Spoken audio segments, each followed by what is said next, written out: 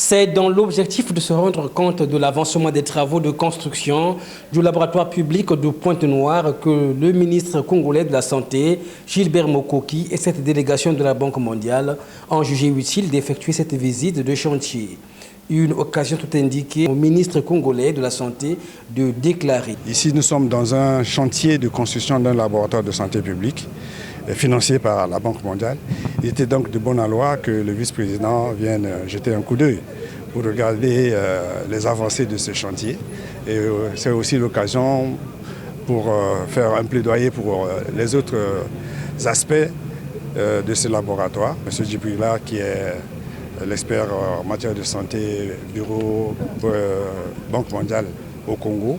Nous travaillons d'arrache-pied pour que tout avance normalement.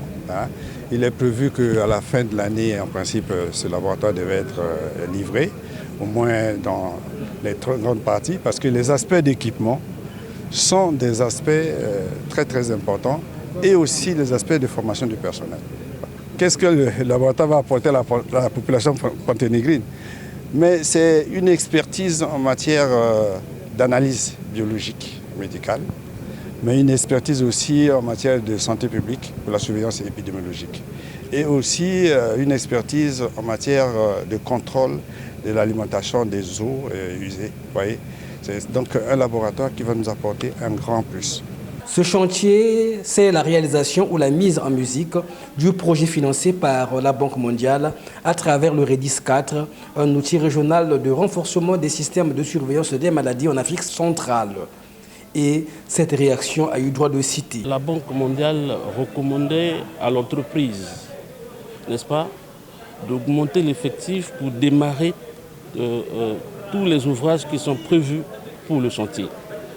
Et effectivement, parce qu'au niveau du projet, nous avons de l'argent pour payer.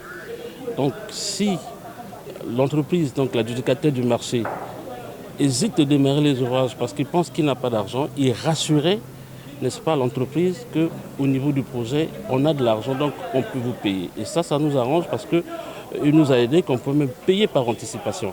Chose que dans le cadre de respect de la passion de marché, nous étions hésitants, mais en nous donnant cette ouverture, on a la possibilité effectivement d'accompagner l'entreprise pour que les travaux avancent aussi vite que prévu et terminent dans les délais prévus. On est très avancé par rapport au temps.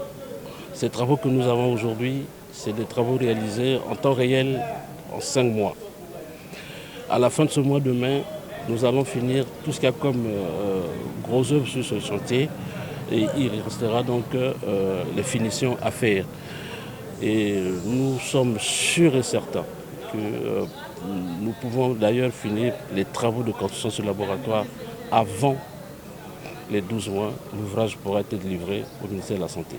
Il s'est agi ici d'une visite qui a fait suite à celle faite dernièrement et sur les mêmes lieux par la délégation de la Banque mondiale. Et cette fois-ci, Gilbert Mokoki a voulu toucher du doigt la réalité.